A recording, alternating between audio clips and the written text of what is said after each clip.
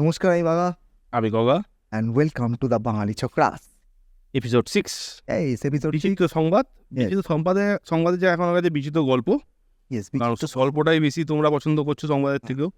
গল্পগুলো সেই গল্পগুলো দেওয়া হয় যেগুলো সংবাদ টাইপের গল্প, মানে হচ্ছে যেগুলো খবর হয়েছে কোনো এক সময়, যে কোনো এক সময় খবর হয়েছে, এখনের সবসময় তার লেটেস্ট হয় না, কোনো এক সময় খবর হয়েছে, যে খবরটা বেশ আলোড়ন ফেলেছে, যে খবরটার মধ্যে বেশ মশলা আছে যেগুলোতে আমাদের বেশ ভালো লাগে, মশলা তো কান্না ভালো লাগে, এরকম মশলা। সেরকম সমস্ত মশলা খবর নিয়ে আমাদের এই সংবাদ, বিচিত্র সংবাদ, ঠিক আছে। বিচিত্র সংবাদ, বিচিত্র গল্প। হ্যাঁ, শুধু বলতে বলতে মাঝখানে একটা জিনিস গায়েব হয়ে গেল, সেটা হচ্ছে গত শুক্রবার আমরা এটা দিতে পারিনি, ঘুরতে যাওয়ার মানে আমাদের পডকাস্টটা। আমাদের পডকাস্ট যেটা ছিল, ঘুরতে যাওয়ার পডকাস্ট তো নয়, ঠিক ঘুরতে যাওয়ার ঠিক আছে, পডকাস্ট, মানে এটা পডকাস্ট করি, এই পডকাস্টটা বন্ধ ছিল। আর রিজন খুবই সিম্পল ছিল, দুজনেরই শরীরটা খারাপ, ঠান্ডা লেগে গেছে দুজনেরই প্রচন্ড। এত ঠান্ডা লেগে গেছে, আমি দাড়ি চুল কেটে দিয়েছি, পরিষ্কার হয়ে গেছি, দেখতে ঠিক আছে, পাচ্ছ। আমারও ঠান্ডা লেগেছে, এইখানে যে ব্যথাটা হয়েছে, ব্যথাটা এখনো মেটেনি, এমনি সর্দি বুকে বসে গেছে, ঠিক আছে, অবস্থা খুবই খারাপ, অ্যান্টিবায়োটিক চলছে না, অ্যান্টিবায়োটিক চলছে। তা বেসিক্যালি যেটা হবে সেটা হচ্ছে একটা ছোট এপিসোডই হবে। হ্যাঁ, খুব একটা বেশি করতে পারবো না, বড় এপিসোড করার মতো কারণ এর মধ্যে কারোরই ক্ষমতা নেই। লেখা গল্পটা নিয়ে রিসার্চ করতে হয়, তো সেটা করতে পারিনি। ওই বেসিক্যালি অতটা রিসার্চ করা বা অতটা সুন্দর করে একটা গল্পকে সাজানো, সেটা তোমাদের সামনে তুলে ধরা, সেটা হয়নি, পসিবল হয়নি। তাই জন্য আজ ছোটখাটো একটা গল্প। আর ছোটখাটো গল্প কি গু আনো। গু আমি কেন আনবো? তাই টিনটিন গু আনতো। গু আনো নয়, গুয়ানো। ও আচ্ছা, গু আনো, ঠিক আছে, গু আনো মানে মনে হচ্ছে ল্যাটিন আমেরিকার কোনো ভাষা মনে হচ্ছে। হ্যাঁ, গুয়ানো আমাদের ভাষায় যেমন গু, হ্যাঁ সেই গুই। আচ্ছা, এটা খালি পাখির গু। ও পাখির গু আনো। পাখির গু নিয়ে আমরা কি ঘটনা করেছিল? পাখির গু নিয়ে কি ঘটনা করি, স্টোরিটা তাহলে প্রথম থেকে শুরু করি। প্রথম থেকে স্টোরিটা শুরু হচ্ছে, চমুল নিয়ে বলতে পারো। শিল্প বিপ্লবের আগের কথা ওইটা। তখন কি হতো, কৃষিভিত্তিক ছিল সমাজ। কৃষিতে কি হতো, মানে ছোটখাটো গ্রাম, এখানে যারা চাষ করছে সেটাই তারা খাচ্ছে, আবার সেটাই তারা বার করছে, সেটাই আবার জমিতে যাচ্ছে, সার হিসাবে ইউজ হচ্ছে। মানে বলতে চাইছে যে নিজেরা খাচ্ছে, নিজেরাই গিয়ে মাটিতে হাগছে, বা যেখানে একটা হাগছে সেটাই ছড়িয়ে সার করছে, করে সেটা দিয়ে রান্না হচ্ছে, সেটা দিয়ে আবার সেটা দিয়ে চাষ হচ্ছে, মানে হচ্ছে বলছি ওটাকে রান্না গু মশলা গু মশলা নয়। আচ্ছা ঠিক আছে, আমি আর কি পাচ্ছি। এবার মেনলি এইভাবে তো চলতো গ্রাম আমাদের এখানে সব জায়গাতে। আর আমাদের এখানে একটা সুবিধা ছিল কি, আমাদের এখানে পলির একটা ছিল, যেহেতু প্রতি বছর বন্যা হতো, সেই বন্যা পলি উঠে নতুন মাটিতে পড়তো, নতুন মাটি আবার সারটায় আবার চাষ হতো। আর চাষ হতো কি, বারবার আলাদা আলাদা ফসল চাষ করতো, তাতে কি হতো, জমির উর্বরতা কমে যেত না। কিন্তু শিল্প বিপ্লবের সময়, শিল্প বিপ্লব 18 সালে যে শিল্প বিপ্লব হয়েছিল, মানে ইন্ডাস্ট্রিয়ালাইজেশন, যেটা আমরা শুনেছি, ছোটবেলা পড়েছি, এই সময় কি হলো, আস্তে আস্তে তো আর গ্রামের লোক শহরের দিকে আসতে শুরু করলো, কারণ চাষাবাদের থেকে ফ্যাক্টরিতে কাজ করলে পয়সা বেশি ছিল। কারণ তখন তো চাষাবাদ যেটা ছিল, চাষ করছে কিছু লোক, এপাশ থেকে বসে যাচ্ছে, মানে আমি আলু করেছি, এনে আলু, তুই মাছ ধরেছিস, দুটো মাছ, এই ছিল। সেখান থেকে এবার ভোগ্য পণ্য তৈরি হলো, জামা প্যান্ট, হ্যান ত্যান, এখনো চলছে এই সব তৈরি হতো, মানে তখন যেটা লোকালেতে সেটাই ছিল। হ্যাঁ, মানে আমি উৎপাদন করেছি এগুলো, নাও তোমার জামা প্যান্টগুলো দাও, মানে এইভাবে চলতো। দেওয়া নেওয়াটা বেশি চলতো, হ্যাঁ, টাকা পয়সা দেওয়া লেনদেন থেকে বাইরে বিক্রি ছিল না, গ্রামের মধ্যে গ্রামের মধ্যে দেখতো। কিছু লোক সিল্ক তৈরি করে তখন সিল্ক রুটে ঘোরাঘুরি শুরু করেছিল।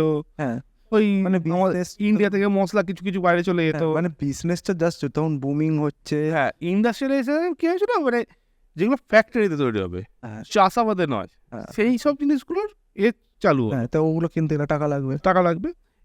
স্বাভাবিকভাবে কি হলো, তখন যারা কৃষিকাজের সঙ্গে যুক্ত ছিল না, তারা আস্তে আস্তে শহরের দিকে আসতে শুরু করলো। বেশিরভাগই কিছু লোক রয়ে গেল যারা কৃষিকাজ করতে শুরু করলো। একটা শহরের বিশাল জনসংখ্যাকে, মানে গ্রাম আর আগে কি হলো, গ্রামে বেশি জনসংখ্যা, শহর বলে কিছু ছিল না। শহরে যখন মানে ফ্যাক্টরি তৈরি হলো, সেখানে শুধু লোকগুলো আসতে শুরু করলো, সেখানে কৃষি জমি নিল না। তো কি হলো, একটা বিশাল জনসংখ্যা কৃষি জমি ছাড়া, যারা খাওয়ার জন্য সেই কৃষকদের উপরে নির্ভরশীল রইল, যারা হচ্ছে গ্রামের দিকে চাষ করছে। এই মানে এই যে জিনিসটা, এইখানেই তো সমস্যা হলো যে এক ধরনের চাষ, মানে যেটা আমাদের অনেক পরে হয়েছিল পাঞ্জাবে, সবুজ বিপ্লব যেটাকে বলা হয়, যার ফলে প্রচুর ধান উৎপাদন শুরু হলো, ধান গম। কিন্তু একটা সমস্যা হচ্ছে যেখানে রয়েছে, যে একই ধরনের চাষ করা হয়, তাই সারের পরিমাণ প্রচুর লাগে। সেম অ্যাজ ওখানেও আর মানে ওখানেও তো বলছে জমির উর্বরতা কমে যাচ্ছে ওই এক এবার- কারণে চাষ করে। হ্যাঁ এখনই ছোটবেলায় যখন আমরা ভূগোল পড়তাম, ভূগোলে দিত জমিতে চাষ করলে অনেক রকমের চাষ করতে হয়, তারপরে কি বলে ডাল জাতীয় ডাল, হ্যাঁ, ডাল চাষ করতে যাতে নাইট্রোজেন পরিমাণ বাড়ে, হ্যাঁ, মানে আমাদের- মেনলি হচ্ছে নাইট্রোজেনই হচ্ছে গাছের খাবার। হ্যাঁ, মানে আমাদের এখানে যেমন বরাবর চাষটা ঘুরিয়ে ঘুরিয়ে হতো, সব হ্যাঁ। জায়গাটা ঘুরিয়ে ঘুরিয়ে হতো। সব জায়গায় ওই পাঞ্জাবের সাইডে বা এই সাইড এইগুলোতে কি হয়, এই বর্ষা পর শীতটা এই সময়টা চাষটা হয়, সারা বছর তো থাকে না। আমাদের এখানে যেমন হ্যাঁ, চারদিকে নদী, জল পেয়ে যাচ্ছে, সারা বছর চাষ আমাদের এখানে হচ্ছে। 12 মাস চাষের হুম, জায়গা। এটা আমাদের এখানে হলে বাইরে মানে দেশ, আমাদের দেশের বাইরে মানে ধর হ্যাঁ, বিভিন্ন ইউরোপিয়ান কান্ট্রিগুলো, আমাদের আলাদা ইউরোপিয়ান আমেরিকা এইসব কান্ট্রিগুলোতে শীতকাল বরফ, হ্যাঁ, আর ওই সময় যা হলো তারপরটা চাষ হলো, তারপর থেকে শুকনো, হ্যাঁ। আবার গিয়ে বরফ। ও মানে ওরা শুধু এই শরৎকালটা করে চাষ করতে পারতো, এই হ্যাঁ, শরৎ আর শীত মানে বসন্ত বসন্ত এইসব এইসব তো মানে বরফ থাকে ওদের। বসন্তকালটা না, বসন্তকালে তো শুকনো তো, হ্যাঁ, মানে ওদের ওদের গরমকালে তো বৃষ্টি হয় না অতটা, ওদের বৃষ্টিটা শীতকালের দিকটাতে, আচ্ছা, যার ফলে ওই জায়গাটায় চাষটা মানে ওদের হয়। চাষ করার উইন্ডোটা খুব কম আমাদের এখানে, হ্যাঁ। যেহেতু বরফটা পড়ে না, ওদের চাষ করার উইন্ডোটা এবার শীতকালে আমাদের ডালটা তো শীতকালেই চাষ হয়, হ্যাঁ, আমাদের এখানে চাষের উইন্ডোটা অনেক বেশি বলে অনেক হ্যাঁ। রকম চাষ করতে। অনেক রকম চাষ হয়, কিন্তু ওখানে ওই রকম হতো না। তারপরে হচ্ছে কি একই ধরনের জিনিস, ধর ওখানে হচ্ছে ওই ভুট্টা, হুম, ওই ক্ষেতের পর ক্ষেত ভুট্টা চাষ হয়, তখনও তো ওই ভুট্টাগুলো কি শহরে বাড়াচ্ছে, শহরের লোক খাচ্ছে, এই করতে করতে গিয়ে একই ধরনের চাষ শুরু হলো, জমির উর্বরতা কমতে শুরু করেছে। এমন একটা সময় আছে 1800 সালে, এমন একটা সময় এসেছিল যখন মনে হয়েছিল 250 কোটি জনসংখ্যা ঠেকে গেছে কাছাকাছি তখন, পৃথিবীর বুঝলে, কিন্তু পৃথিবীতে, কিন্তু এর বেশি জনসংখ্যা আর পৃথিবী সাস্টেন করতে পারবে না। ওখানে খাওয়া আর- তৈরি হয় না। এর কারণটা হচ্ছে, একটা বড় কারণ হচ্ছে যে আমরা চাষটা হচ্ছে, চাষের খাবারগুলো তো শহরে চলে এলো। শহরগুলো তখন কি ছিল, সুয়েজ সিস্টেম তৈরি হয়ে গেছে, মানে যেগুলো গিয়ে নদীতে পড়ছে, মানে মানুষ হাগছে। আমাদের এখানে যে আগে যেটা হচ্ছিল চাষে, এই গুটাকে আবার ইউজ হচ্ছে ফার্টিলাইজার হিসেবে, এখানে কি হলো, গ্রামে তো আর লোক কম, হ্যাঁ। তো মানে যেটুকু গ্রামের আগছে জন্য- সেটুকুতে পুরো জমিতে চাষ হচ্ছে না, খাওয়া হচ্ছিল না।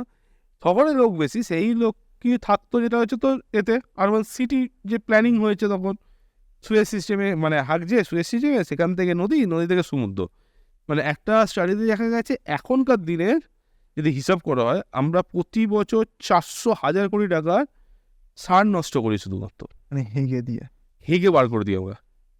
ওই জন্য তখন বিভিন্ন জায়গায় ফার্টিলাইজার ফ্যাক্টরিগুলো তৈরি হ্যাঁ, হচ্ছে বিভিন্ন- এর সাথে কানেক্ট করে, যেটা আমাদের হাওড়াতে যেটা হয়েছিল, যেটা কমপ্লিট হয়ে ওঠে না। কমপ্লিট হয়ে হতো এখন প্ল্যানিং, এখন ইয়ে হয়ে গেছে, জেল না কি একটা হয়ে গেছে, হ্যাঁ, স্কুলের জেল হয়ে গেছে। জেল হয়ে গেছে, পুলিশ জেল হয়ে গেছে, মানে মেনলি ওই যে সুয়েজের সিস্টেমের যে এগুলো আসতো, হ্যাঁ। বর্জ্যগুলো, ওই বর্জ্যটাকে যদি কেউ প্রসেস করতে পারে, ওটা সার হিসেবে ইউজ করা যেতে পারে। কারণ তার প্রমাণ হচ্ছে একটা ওই যে মুরগি খামার থেকে, মুরগি ফার্ম যেগুলো আছে না, সেখান থেকে চাষিরা কিন্তু প্রতি বছরে যখন মুরগি হয়ে যায়, তখন কিন্তু এই গুগুলো কিনে নিয়ে যায় জমিতে দেওয়ার জন্য। মানে নাইট্রোজেন পরিমাণ যেহেতু একটু হাই থাকে, ওটা মানে একটা জৈব সার হিসেবে চলে যায়। হ্যাঁ, সার হিসেবে জৈবিক সার, মানে যেটা ওই যেটাকে এখন যেটা হয় জৈব চাষ বলে, জৈব হ্যাঁ, চাষ, তার হ্যাঁ, মধ্যে বেশি ক্যাটাগরিতে পড়ে না, যায়। তার মধ্যে এইগুলো এইখানে আমাদের এখানে এখন মুরগি থেকে করার কারণটা হচ্ছে অন্য। মুরগির ওই গুটা তো ফেলবে ওরা, ওদেরকে ফেলার জন্য একটা পয়সা দিতে হতো, ওদের ডিসপোজালটারও করতে হলো না। যারা চাষি তারা কিনতে হচ্ছে না, বা খালি গাড়ি ভাড়াটা নিয়ে চলে আসছে, ওরা বার করে এরা গাড়ি করে নিয়ে চলে আসে। এই সেম জিনিসটাই তখন ওরা করতে পারেনি, কারণ যেহেতু মানুষের ওটা এই যে অবস্থায়, তো তখন কি হবে, মানে আস্তে আস্তে জমির উর্বরতা কমছে। আচ্ছা, এটা মোটামুটি তাও কিরম সময়ের ঘটনা? এটা 1800 সালে মানে ওই 1800 সাল, মানে তখন, হ্যাঁ, তখন ওদের ওখানে খাবারের কম ছিল, কারণ ওই সময় তো আমাদের এখান থেকে খাবার নিয়ে চলে গেছিল না, যুদ্ধের সময় ওরা খাবার তুলে নিয়ে গেছিল তো। না, ওটা 1900 সালে, ওটা ওটার সাথে গুলিয়ে ফেলছে। আচ্ছা, ওরা মেনলি আমেরিকা, মানে ইউরোপিয়ান কান্ট্রিগুলো, বিভিন্ন দেশে উপনিবেশতা তৈরি করার কারণটা ছিল খাবার তোলার জন্য, ওই তো বলছি, ওরা মানে খাবার তোলার জন্য তো বিভিন্ন জায়গায় উপনিবেশে খাবার, তারপর হচ্ছে বিভিন্ন ধরনের হচ্ছে ওটা কি বলে, মশলা, মশলা আছে না, মানে আমাদের এখানে যেমন নীল চাষ করা, তো নীল চাষ করা তো কি কারণে, নীলটার জন্য, ওই তো নীল জামা যাতে নীল করতে পারে। আচ্ছা, এগুলো চাষ করতে বা বিভিন্ন ধরনের চাষ করা, তো সেগুলো চাষ, নিত, হুম। মানে ওদের ওখানে খাবারটা তো তৈরি হতো না। খাবার তৈরি হতো না, কারণ বরফ ঠান্ডা, এবার হ্যাঁ। তারপর জমি, এবার লোক বেড়ে গেছে, ইন্ডাস্ট্রিয়ালাইজেশন হয়েছে, আমাদের এখানে বেসিক্যালি ওদের কাছে খাবারের সমস্যাটা বরাবর ছিল, বরাবরই ছিল। আর ওইটা থেকেই আমাদের আজকে এই গল্পটা ইন্সপায়ার। ওই সময় তো চাষ করার জন্য, এবার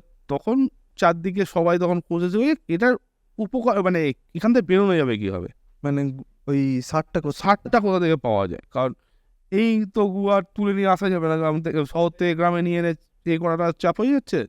তো খুঁজতে খুঁজতে দেখা যায় মানে একজন আবিষ্কার করে মায়ান সভ্যতা যে ছিল না, হ্যাঁ, মায়ান সভ্যতা তো অনেক পুরনো। ও পুরনো সভ্যতা। ওই সময় একটা অত বড় সিটি মানে শহর মানে মানে কি বলে ওটা সভ্যতাকে কি করে ওটা ধারণ করেছিল, মানে বাঁচিয়ে রেখেছিল, খাবার কি করে দিয়েছিল। করতে করতে জানতে পারা যে ওরা ইউজ করা শুরু করেছিল হচ্ছিল গুয়ানো বলে জিনিসটা। আচ্ছা। গুয়ানো হচ্ছে পাখির গু। পাখির গু হচ্ছে গুয়ানো বলে। পাখির গুটাকে ইউজ করা শুরু করেছিল। হুম। কি করতো আর ওরা কি করতো জানি না। এবার এখানে আসি যে কি হয় জিনিসটা ছিল। দক্ষিণ আমেরিকা তো দেখেছিস, হুম। দক্ষিণ আমেরিকা এই সাইডটা তো অ্যান্ডিস পাহাড়টা ওপর থেকে নিচে পর্যন্ত চলে গেছে, এক সাইডে পুরো সবুজ, এক সাইডে পুরো সাদা। হ্যাঁ, ম্যাপ দেখলে যে কোনো কেউ দেখতে পাবে। হ্যাঁ। কারণ এই পাশে বৃষ্টি হয়, ওপারে অ্যামাজন হচ্ছে, উল্টো সাইডে বৃষ্টিতে হয় না। ওই ধারে প্রচুর ছোট ছোট দ্বীপ রয়েছে। হ্যাঁ। যে দ্বীপগুলো হচ্ছে মানুষ বসবাসের যোগ্য নয়। ছোট ছোট দ্বীপ রয়েছে, থাকে শুধু পাখি।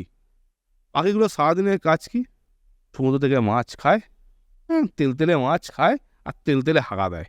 আচ্ছা। এই হচ্ছে সারাদিনের কাজ। বৃষ্টি হয় না অ্যান্ডিজের জন্য, মানে কি হয় যে জলবায়ুগুলো আসে সেগুলো ধাক্কা খেয়ে ওখানেই বৃষ্টিটা হয়ে যায়, আর শুকনোটা এই পাশে আসে। হ্যাঁ, বেসিক্যালি অ্যান্ডিজের একটা দিকে বৃষ্টি, একটা দিকে শুদ্ধ। পুরো শুকনো, ওখানে দেখে মরুভূমিটাও রয়েছে। হ্যাঁ। মরুভূমি ওই যার জন্য ওই যে দ্বীপগুলোতে মানে যাওয়া ও স্থলটাতে একটু হলো এ পাশে হাওয়াটা গিয়ে বৃষ্টি হয়, হুম। কিন্তু দ্বীপগুলোতে কিছুই হয় না। হ্যাঁ। ওই হাজার হাজার বছর ধরে পাখি খাচ্ছে, হাগছে, আর সেই হাগা জমছে। মানে এমনও হয়েছে, এমনও সাইজ ছিল দ্বীপ তখন 100-150 ফুট হাইট পায়খানাতে তো পায়খানাতে। এসেছে, প্রচুর এসেছে। মানে ওই হ্যাঁ। তুই ছবিগুলো দিয়ে দেখো কিছু পারলে, মানে শুধু গু, পাহাড় পাথরা দেখতে পেলে শুধু গু সাদা। হ্যাঁ, মানে পাখিগুলো কাজ আছে। হ্যাঁ, এবার এই সময় যা হয় মানে তখন তো ইউরোপিয়ান 3টে দেশ তখন চারদিকে ঘুরে বেড়াচ্ছে সব দখল করার জন্য, মানে ব্রিটিশ, ফ্রান্স আর স্পেন। হ্যাঁ, উপনিবেশ তৈরি করতে একটা মানে কি বলে ওটাকে, এটা যুদ্ধ না, এটা রেস ছিল। তুই হ্যাঁ। নিয়েছিস। এবার তো স্পেনেরই কলোনি, পেরুর মধ্যে ঝামেলা শুরু হয়। কারণ পেরু হচ্ছে এই দ্বীপগুলো থেকে এটা তুলে নিজেদের চাষাবাদ করতো। পেরু বলে না, এগুলো আমরা আমার নিজের দেশে নিয়ে যাবো। মানে উপনিবেশের সঙ্গে নিজেদের যুদ্ধ হয়ে স্পেন হারে ওই সময়, মানে স্পেন ওই সময় পেরু প্রায় স্বাধীনতা পায় বলতে গেলে। তখন ব্রিটিশরা কী করে, ওদের সঙ্গে চুক্তি করে, চিঠি করে যে আমরা এগুলো তুলবো, তোমাদের টাকা দেবো। আচ্ছা ভাই, ঠিক আছে। ব্রিটিশরা রাইটটা নিয়ে নিয়েছে যে গোয়ানো যা আসছে, ইউরোপ বল আমেরিকা বল ওই সময় সবটাই আসছে ওইভাবে, মানে ব্রিটিশরা তুলে নিয়ে আসছে আর চড়া দামে বিক্রি করছে। মানে একটা সময় দাঁড়িয়ে গেছিল তোর 10 পাউন্ড গুয়ানোর দাম 4 গ্রাম গোল্ড সোনার সমান।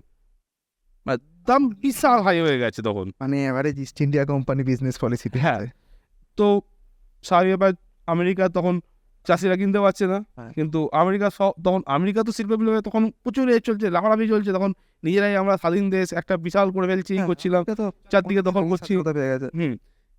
এই সব ক্ষেত্রে কি দাঁড়িয়েছে তখন তাহলে যে আমাদের দরকার কিছু, মানে এটা একটা আমেরিকার যে প্রেসিডেন্ট ছিল সেই সময় নেশানকে অ্যাড্রেস করার জন্য উঠে বলে পেরুর গুয়ানো এতটাই দরকারি আমাদের চাষের জন্য, তার জন্য যদি আমাদের যুদ্ধ করতে হয় আমরা করবো, দখল করতে হয় আমরা করবো। কেউ যদি বলে এটা আমরা মানে চাষিদেরকে ঠিক দামে দিতে পারবে, তা যা করার দরকার সব আমরা করতে রাজি। এটা প্রেসিডেন্ট এসে বলছে এইভাবে ভাবা যায়। ভাবা যায়। হ্যাঁ, আপনি ভুলে গেছে ও আচ্ছা, না না না, ঠিক আছে। আমেরিকা স্বাধীনতা দিতে যায়, তেল থাকলে স্বাধীনতা দিতে যায়। তখন তেলটা তখন ছিল না। এখন এতগুলো যুদ্ধ হচ্ছে, কোথাও তেল পাওয়া যাচ্ছে, ও তেল নেই না, স্বাধীনতা দিতে যায়নি, বুঝাই। ব্যাপারটা বুঝতে হবে না, জিনিসটা ওটা নয়, তখন তেল ছিল না। হ্যাঁ। তখন ওটাই ছিল কমোডিটি। এবার এই সময় একটা সেনেটের একজন ল মেকার, সে একটা আনে, মানে আনার চেষ্টা করে। সেটা হচ্ছে যে আমেরিকার যে কোনো নাগরিক যদি কোনো একটা দ্বীপপুঞ্জে গিয়ে যেখানে গুয়ানো পাওয়া যায়, সেটাকে যদি নিজের বলে দাবি করে, এখান থেকে গুয়ানো আনতে গিয়ে কোনো দেশ যদি বাধা দেয়, আমেরিকা নিজের সৈন্যবাহিনী পাঠাবে সেটাকে দখল করার জন্য, এবং সেইখান থেকে যাতে সেফলি এটা নিজের দেশে আনা যায়, অন্য কোথাও নেই, শুধু নিজের দেশে আসবে। তার জন্য আমেরিকার সরকার দায়িত্ব নেবে। মানে কাউকে বিজনেস করতে দেবে না, ও গুয়ানোটা পেলে শুধুমাত্র আমেরিকার না, মধ্যে দখল। একটা দ্বীপকে দখল করবে, কেউ যদি আসে সেটা বলে আমার দ্বীপ বলে তার সাথে মারপিটও করে নেবে। হ্যাঁ মানে আমার জিনিসটা দরকার, আমি একটা আমার দেশের নাগরিককে বলবো, এই ভাই যা তুই গিয়ে যদি পতাকা গেড়ে দিস হুম, তাহলে দ্বীপ তোর, হ্যাঁ, আর তুই ওখান থেকে মাল নিয়ে যদি না আনতে দেয় তাহলে আমার সেনাবাহিনী ঢুকছে, হুম। ঠিক আছে। এই যে জিনিসটা হয়েছে এর ফলে তখন বাকি যে ল মেকাররা তারা বলছে দেখো এটাতে একটা উপনিবেশের যে শক্তিগুলো আছে তাদের এগেনস্টে তো আমরা লড়ছি, হ্যাঁ। তাদের এগেনস্টে লড়ে তো স্বাধীনতা এনেছি, আমরা তো তাদের মতো হয়ে যাব। তখন ওই ল মেকারের যুক্তি ছিল, আরে ওদের মতো তো আমরা কন্টেন্ট ভাগ করে নিচ্ছি না, মানে আফ্রিকাকে যেমন ভাগাভাগি করে নিয়েছি সেসব করছি না, আমার ছোট ছোট দ্বীপ খুঁজছি যেখানে শুধু গুই পাওয়া যায়, সেখানেই আমাদের কথা খুঁজবো, হ্যাঁ। আর কোথাও না। মানে হ্যাঁ ঠিক আছে, ওরা সব এই যে বিভিন্ন একদম পুরো ইয়েতে ধরে নিয়েছে, একদম কি বলে ওটাকে, আরে দেশ তারপরে মহাদেশ, একটা মহাদেশে একটা দু চারজন মিলে ঢুকলো, ঢুকে মহাদেশটাকে ভাগাভাগি করে নিয়ে যাবে। হ্যাঁ, তা ওরা বলছে না আমরা মহাদেশ তো ধরছি না, আমরা ওরা ছোট ছোট দ্বীপ দিচ্ছি। হ্যাঁ, সেখানে গুই পাওয়া যায়, হ্যাঁ। মানুষ পাওয়া যায়। শুধু সুন্দরবন থেকে শুধু সুন্দরবনটা, হ্যাঁ, না না ওই সুন্দরবনে করতে পারবো না, সেখানে গু পাওয়া যায় সেটাই ধরতে পারবো, হ্যাঁ মানে বাকি জায়গাটা তোমরা থাকো, হুম। মানুষ থাকতে হবে না, গু থাকলেই হবে। গু থাকলেই হলো। তো বাকিরা তখন রাজি হয়, গুয়ানো অ্যাক্ট 1856 চালু হয়।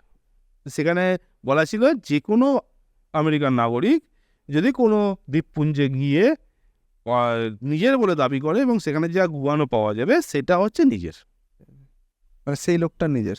সে আমেরিকার, আচ্ছা আর সে আমেরিকাতে এসে সেল করছে, তো আমেরিকার নিজস্ব, তার জন্য যা করা দরকার আমেরিকা করবে। এবার যা হওয়ার হলো, তো এই যে এই মুহূর্তে এই আইনটা পাস হলো, হ্যাঁ। আমেরিকার সাধারণ লোক হ্যাঁ জাহাজ নিল, বেরিয়ে পড়লো হ্যাঁ তাও তো একটা ব্যাপার। গোটা প্রশান্ত মহাসাগর আর ক্যারিবিয়ান দ্বীপপুঞ্জ, মানে ক্যারিবিয়ান যে সাগর সেখানে ঘুরতে, কোথায় গুওয়ালা দ্বীপ আছে খুঁজতে, এবং খুঁজে খুঁজে 100টার কাছাকাছি, 94 থেকে 100টার কাছাকাছি দ্বীপে ওরা নিজেদের বলে দাবি করলো, হুম। এবং সেটা নিজেদের হয়েছে, সেখান থেকে খনন কার্য হবে, এইসব হবে, এগুলো ঠিক হলো। খনন কার্য করার জন্য কাদেরকে খুঁজে বার করলো? খনন কার্য করবে কারা?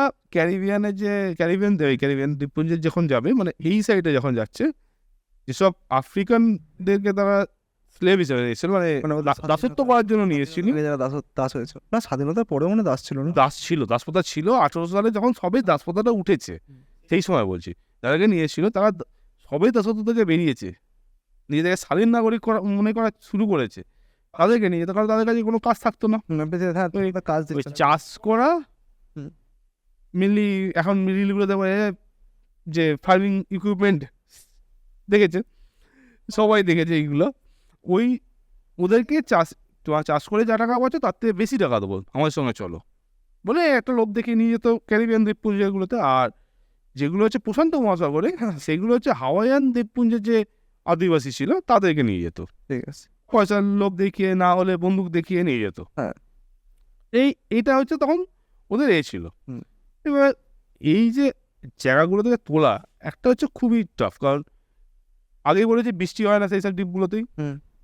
সেইগুলোতেই, তার মানে কোনো কিছু খাবার জল কিছু নেই, একটা ওই ধুলোর, মানে যখন কাঠে ধুলো উঠছে তখন তার মাস্ক বা কোনো রকম ছিল না, ফুসফুসের রোগ শুরু হলো, ইভেন এমনও হয়েছে প্রচুর লোক মারাও গেছে ওই না খেতে পেয়ে, মানে গেছে গিয়ে খাবার শেষ হয়ে গেছে, তাদেরকে ছেড়ে দিয়ে পালিয়ে এসছে যে মালিক, ওরা ওখানে মরেছে, যা হয় যা হয় আর কি, তখন মানে সেই সময়, এক্সপ্লয়েট করেছে। হ্যাঁ এক্সপায়ারগুলো হয়েছে। আর এই গুয়ানো নিয়ে কত রকম স্টোরিও তৈরি হয়েছে বিভিন্ন ধরনের, বিভিন্ন দেশে, যেমন আমেরিকার একটা আছে যে একজন তার 8 বছরের ছেলেকে হ্যাঁ এক গুয়ানো বস্তার সঙ্গে রেখে দিয়ে, বানে রেখে দিয়ে চলে এসেছিল, পরের দিন সকালবেলা যখন গেছে, যে তার 12 বছর বয়স বেড়ে গেছে, দাড়ি গোপ বেরিয়ে গেছে, সে একটা মানুষ হয়ে গেছে, সে চাষ করা শুরু করে দিয়েছে।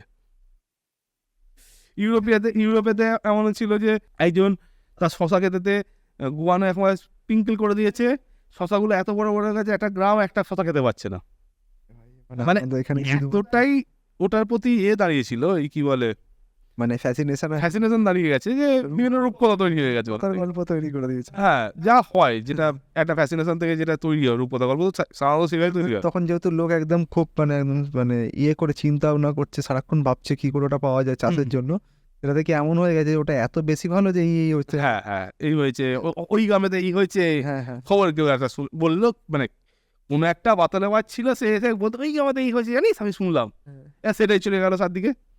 যা হয় তার গল্পটাই এখন সারা জীবন শুনবে লোক, যেমন এখন হয়েছিল 12 বছর বয়স বেড়ে গেছে।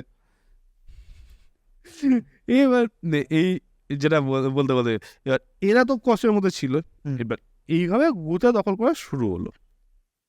এই যে 1913 সালে ফার্টস হারবার বলে জার্মান একজন বিজ্ঞানী, যে ফার্টিলাইজার তৈরি, মানে ওর নাম থেকে ফার্টিলাইজার, ফার্টের নাম থেকেই ফার্টিলাইজার তৈরি করে, নাইট্রোজেন সার তৈরি হয়, হুম। কৃত্রিম নাইট্রোজেন সার, যার পর গুয়ানোর চাহিদাটা আর দরকারটা অতটা হলো না, যে কারণে মানে এই বিজ্ঞানীর এই এমন একটা জিনিস যে নোবেল পেয়েছিল, সে যখন নোবেল পাচ্ছে কেউ হাততালি দেয়নি, কেউ উঠেও দাঁড়ায়নি। সে এমন কিছু বলে দিচ্ছি, সে হচ্ছে নাৎসি জার্মানির, মানে নাৎসিদের একদম বড় ফ্যান ছিল এক সময় হয়েছিল। আচ্ছা ঠিক আছে, এবার এর ফ্যাসিনেটিং স্টোরিটা অন্য। এর জন্যই কিন্তু 250 কোটির পৃথিবী, যেখানে 250 কোটি লোক থাকতে পারে না, সেখান থেকে এখন 750 কোটি লোক পৃথিবীতে রয়েছে, হ্যাঁ। এর কারণেই, এই কৃত্রিম সারের জন্যই। আবার এই একটা লোক যার জন্য হয়তো 1000 কোটি হয়ে যেতে পারতো, সেটা এখন 750 কোটি রয়েছে, কেন? মাস্টার্ড গ্যাসের তৈরি করেছে, অনেক কিছু। ও মানে এ অনেক মানে এও তৈরি করেছে, মানে কেমিক্যাল ওয়েপন তৈরি করেছে। কেমিক্যাল ওয়েপেন শুধু না, এমন এমন জিনিস তৈরি করেছে, এর জন্য পৃথিবীর জনসংখ্যা যেমন বেড়েছে, এই জন্য পৃথিবীর জনসংখ্যা সেরকম কমেছে, ঠিক আছে। মানে কিছুটা ব্যালেন্স করার চেষ্টা করেছে মানে বাংলাদেশ। কিন্তু এর যদি স্টোরি বলতে যাই এখন প্রচুর টাইম লাগবে, এর বিশাল বড় স্টোরি আছে। ইচ্ছে থাকে জানাবার তাহলে কিন্তু চলাই লাগবে। কমেন্টে লিখো, তাহলে আমি পুরো স্টোরি নিয়ে একটা লেখালেখি করে রেডি করে একদিন বলা যাবে। একটা স্টোরি বানাতে গেলে অনেক কিছু রিসার্চ করতে হয়, না করলে তো হয় না। ভুলভাল বলে দিলে তো আগের দিনের মতো। স্টোরিগুলো একটু অনেক খাপছাড়া খাপছাড়া। হ্যাঁ, এবার যেটা বলছিলাম, এবার চাহিদা কমে গেল, কিন্তু তাহলে তো অবভিয়াসলি এতগুলো যে দ্বীপ, 100টার মতো দ্বীপ দখল করেছে, সেগুলো তো আর দরকার নেই, তো তারা ভুলে যেতে শুরু করলো। বিভিন্ন দেশ যেমন হাইতি আছে, টিনিদার আছে, টিনিদার টোবাকো যে দেশটা আছে, ওরা সব ওই ছোটো ছোটো দেশগুলোকে নিজেদের বলে দখল দাবি করতে শুরু করে। স্যার এবার কি আমেরিকা তো আর দরকার নেই ওটা, কিন্তু তারপরেও 20খানা দ্বীপ কিন্তু আমেরিকা এখনও রেখে দিয়েছে টিল নাও। কেন? দুটো কারণ আছে। এক হচ্ছে তো সেখানে সেনাবাহিনী থাকবে, মানে এখন দ্বীপগুলো কাজে লাগা হচ্ছে তাদের নৌবাহিনী বা সেনাবাহিনীর ঘাঁটি হিসাবে। একটা করে এয়ার স্ট্রিপ রয়েছে, একটা করে হারবার রয়েছে, কোনটা ডিপসি হারবার রয়েছে, এই হিসাবে রেখেছে। সেকেন্ড রিজনটা হচ্ছে ইন্টারন্যাশনাল যে ল আছে, ল হিসেবে তোর যে ল্যান্ড বর্ডার আছে, মানে একটা দেশে ধর এটা তোর ল্যান্ড বর্ডার, এটা সমুদ্র, তাহলে এরপর 12 নটিক্যাল মাইল যে জায়গাটা, সেটা হচ্ছে তোর স্পেশাল ইকোনমিক জোন। এখান থেকে যা পাবি সেটা তোর, ওখানে কারোর অধিকার নেই, কেউ তুলতেও পারবে না। আচ্ছা মানে যেটা থেকে তেলের যে দেখবি তেল তো সাধারণত সমুদ্র থেকে তোলে, কোনোদিন মাছ সমুদ্র থেকে সবাই তোলে না, যেটা তোলা হয় ওই 12 নটিক্যাল মাইলের মধ্যে, ওটাই হচ্ছে তোর নিজস্ব। তারপর যেটা আছে সেটা হচ্ছে গোটা পৃথিবীর, যে এসে দখল করবে সে, যে ওখানে তুলতে চাইবে সে। কিন্তু 12 নটিক্যাল মাইল হচ্ছে তোমার জায়গা। হ্যাঁ সে তুলতে চাইলে তো না, এখন এর সামনে আছে, এর সাথে কথা বলতে হবে। হ্যাঁ, বিভিন্ন হ্যাঁ ওটা হচ্ছে ভাগাভাগি মনে চলবে। ন্যাশনাল ওয়াটারওয়েজ যেগুলো হয়। হ্যাঁ, ইন্টারন্যাশনাল ওয়াটারওয়েজ হচ্ছে এই 12 নটিক্যাল মাইলের পরটা, হ্যাঁ স্পেশাল ইকোনমিক জোনের পরটা, এইটা হচ্ছে সেকেন্ড রিজন। এবার এটা তো বললাম মেন, এগুলো গেল। এই যে গুয়ানো একটা তৈরি হয়েছিল, যে তখনকার ল মেকাররা একটা চিন্তা করেছিল এর ফলে আমরা ঔপনিবেশিক একটা আমাদের চিন্তাধারা আসবে, সেটা এসছে। এখন এসছে শুনবে, যেমন তারপর ক্যারিবিয়ান এতে গিয়ে হাওয়াইয়ান দ্বীপ তো আমেরিকার অংশ ছিল না, সেটাকে দখল করলো। কিউবাতে অ্যাটাক করে কিউবার যে মানে ইলেক্টেড প্রেসিডেন্ট ছিল তাকে ফেলে দিয়ে সেখানে নিজেদের একজনকে বসালো। যেমন কিউবাতে একখানা ছোট্ট একটা ওই গুয়ান্টানামো বে বলে একখানা জায়গা আছে, যেটা এখনও আমেরিকার দখলে রয়েছে। আচ্ছা শুধু এইরকম নয়, তারপর যখন স্পেনের তো ফিলিপিন্স হচ্ছে স্পেনের উপনিবেশ ছিল, সেখান থেকে ফিলিপিন্সকে মেরে ভাগিয়ে দিয়ে নিজেরা দখল করে নিয়ে, মেরে ভাগি দিই। স্পেনকে মেরে ভাগিয়ে দিয়ে ফিলিপিন্স আমেরিকার দখলে হলো। আর্জেন্টিনাতে হয়েছে, মানে বিভিন্ন দেশে বিভিন্ন টাইমে তাদের ইলেকটেড গভর্নমেন্টকে ফেলে দিয়ে দখল নিজেদের মতো মানে রিসোর্সের জন্য আমেরিকা বরাবরই যেমন হুম। এর একটা ভালো স্টোরি আছে, যদি পরে একদিন বলবো, যেটা পানামা খাল। হুম, একটা বিস্তর টাইম পূর্ণ পানামা খালটা আমেরিকা ছিল, দখল আছে। দেশটা পানামা, মাঝখানে খালটা ওদের। যেহেতু ওখানে পয়সা আছে, হ্যাঁ, এখন অনেক ওটা রয়েছে। ধরে তো ট্রেডটাও কন্ট্রোলে থাকে না। মানে নিজেদের সমস্যাটা কন্ট্রোল রাখার জন্য, মানে তুই আমার দেশের মাঝখান দিয়ে একটা খাল কেটেছিস, সেটা আমার, তোর নয়। বুঝতে পারছিস? যেমন আরও আছে, কলা নিয়ে যুদ্ধ হয়েছিল একটা, মানে কলার জন্য ওলা একটা কোম্পানির স্বার্থ রক্ষার জন্য আমেরিকার নিজের সৈন্যবাহিনী নামিয়েছিল একটা দেশকে দখল করতে। ও, তার দেশে যে ইলেক্টেড গভর্নমেন্ট ছিল তাকে মেরে দিয়ে, মানে প্রেসিডেন্টকে ইলেক্টেড প্রধানমন্ত্রীকে মেরে দেয়, দিয়ে নিজেদের মতো লোককে বসিয়েছিল। শুধুমাত্র কলার জন্য। কলা বলতে একটা কোম্পানির স্বার্থের জন্য। বাপ, মানে অনেক মানে কিছুই আছে।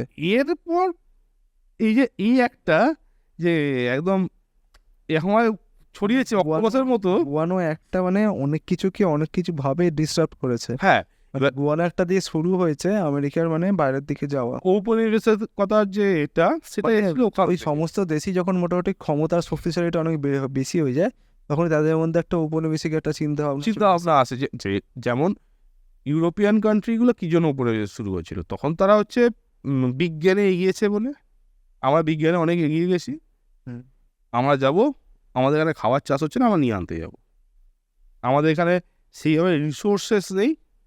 যেমন ওয়ার্ল্ড ওয়ার 2-এ জার্মানি যে এটা করেছিল, মেনলি বাকি দেশগুলোকে দখল করা শুরু করেছে, তার বড় কারণ কী ছিল? জার্মানির কাছে সেইভাবে কয়লা ছাড়া আর কোনো খনিজ সম্পদ বল বা ন্যাচারাল রিসোর্সেস যেটাকে বলে সেইগুলো ছিল না। আচ্ছা। রবারের জন্য আফ্রিকা গেছিল, লোহার জন্য সাউথ ওই নিচের দিকটা দখল করেছিল, এইভাবে চলেছিল। কারণ তাদের মেন তো দরকার হচ্ছে এটা, দখল সম্পদগুলোকে। যেমন ইন্ডিয়াতে যে এসছিল, আমাদের ব্রিটিশরা এসছিল, তার কারণটা কী ছিল? মশলা ইন্ডিয়ার ম্যাক্সিমাম যে মশলা ধরতে হবে ইন্ডিয়ার ওপর থেকে নিচের মধ্যেই তৈরি হয় ম্যাক্সিমামটাই। বাইরে যেগুলো হয় সেগুলো অন্য জিনিস, সেগুলো অতটা যেমন এটা এটা কি বলে ওটা, কি বেশ মিষ্টি মিষ্টি যে কাঠের ছাল, গাছের ছালটা যেটা খাওয়া হয় খুব ভালো লাগে খেতে, দারচিনি, দালচিনি, ওটা যেমন শ্রীলঙ্কায় পাওয়া যায়।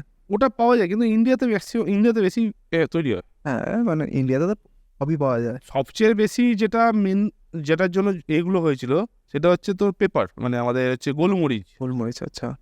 গোলমরিচ তো ওই কেরালা আর ওই সাইডটাতে চাষ হয় প্রচুর। ওইগুলোর জন্য মানে দখল করতে এসেছিল মেনলি। তারপর প্লাস খনিজ সম্পদ নিয়ে গেছে, হীরের খনি ছিল ইন্ডিয়াতে, সেগুলো থেকে তুলেছে, কয়লা তুলেছে, লোহা তুলেছে, হ্যাঁ, যেমন উপনিবেশ। চাষ মানে নিজেরা নীল রঙের জামা প্যান্ট পরে বলে নীল চাষ করিয়েছে আমাদেরকে দিয়ে। যুদ্ধে খাওয়ার দরকার, আমাদের এখান থেকে তুলে নিয়ে চলে গেছে, আমরা না খেতে মরেছে আমাদের এখানকার লোকেরা। কোথাও রবার চাষ করেছে। মানে রবার চাষ করছে না বলে হাত কেটে দিয়েছে। এটা ইংল্যান্ড করে, এটা বেলজিয়াম করেছিল। এটা একটা অন্য স্টোরি, যদি কোনোদিন হয় একদিন বলবো। হ্যাঁ, তুমি বিশাল চাও এইসব খবরগুলো, এইগুলো হ্যাঁ, এতগুলো স্টোরি পত্র দেওয়া হলো আমাদের মেন স্টোরিটার করে। যদি তোমরা এগুলো জানতে চাও তাহলে আমাদেরকে জানিও কমেন্টে, নিশ্চয়ই বলা হবে, নিশ্চয়ই হবে পরে একটা করে হ্যাঁ, যেটা জানতে চাইবে সেটার পরে লিখবে। ম্যাক্সিমাম যেটা কমেন্ট আসবে, একজনের একটাই কমেন্ট নেবো। কোনটার মধ্যে দেওয়া হবে? হার্টসের গল্পটা, বিজ্ঞানীর হার্টসের গল্পটা, নাইট্রোজেন স্যারের আচ্ছা, তোমার ইয়েরটা কলার গল্প, কলার যুদ্ধ। হার্টসের গল্প আর কলার যুদ্ধ, এই দুটো অপশন আজকে দেওয়া হচ্ছে। কলার যুদ্ধ আর রবার, বেলজিয়ামের রবার, বেলজিয়ামের রবার, তিনটে থাকুক। ঠিক আছে। হার্টসের গল্প, বেলজিয়ামের রবার আর কলার যুদ্ধ, এই তিনটের মধ্যে যেটা তোমরা চাইবে। বেলজিয়ামের যুদ্ধ না, বেলজিয়ামের রবার চাষ। এই তিনটের মধ্যে তোমরা যেটা চাইবে সেটা তোমরা লিখে দেবে কমেন্টে। তার মধ্যে থেকে যেটা ভোট বেশি হবে, যেটাতে তোমরা বেশি লোক বলবে, আশা করছি 2 দিনের কি 3 দিন টাইমের মধ্যে যেটা আসবে সেটা তৈরি ঠিক করে। আছে। আজকে ভিডিও যেদিনকে পাবলিশ হচ্ছে সেদিন থেকে পর 2 দিনের মধ্যে যে একটা আসবে সেইটার উপরে পরের ভিডিওটা আসবে। আর শনিবার দিনকে আসবে, শুক্রবার দিনকে আসবে আমার স্টোরি, স্বপ্নরির সঙ্গে স্টোরি। আজকে এখান থেকেই পালালাম। আমি বাগা, আমি গগা, আর টাটা, বাই বাই। ইয়েস।